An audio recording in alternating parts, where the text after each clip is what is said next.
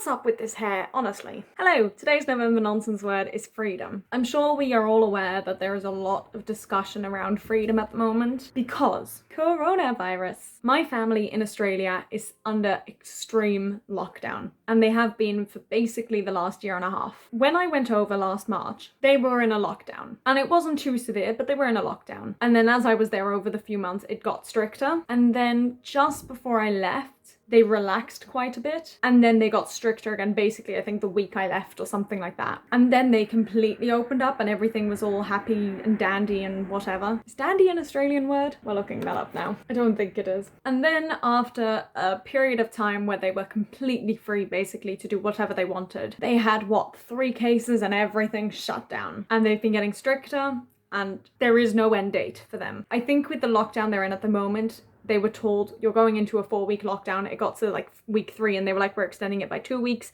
And basically they've just been extending it ever since. And this is a big problem for the people I've spoken to in Australia. They've all said they just hate the fact that they don't know when it's going to end. And as an outsider who is not in the country right now, and also who is quite introverted, so probably wouldn't mind if I was stuck indoors for a year and a half. Excuse me. Some people are just so rude. Basically, I am very grateful they're in lockdown. I am very grateful that their numbers are relatively low. I am very grateful that my family is safe. Shush! I'm gonna just mute my computer. And this is a discussion I've been having a lot recently, because the value of their freedom compared to the value of their lives. But then after a year and a half of being in lockdown, you can start to argue, is it worth living if you're not free? And this is something my grandparents also had a whole thing about, because they're in Holland, and right at the start of lockdown, we were all saying, stay indoors, be safe, we don't want you to get sick. But after even a month, they are so social, by the way. So after about a month, they were like, no, we want to go shopping, we want to go out, even if we don't get to see friends because of the law. We want to leave the house. And this is when I was still in Australia, and I was speaking to my father about it. And he was saying, at the end of the day, they've weighed up the quantity of their life compared to the quality of their life. And for them,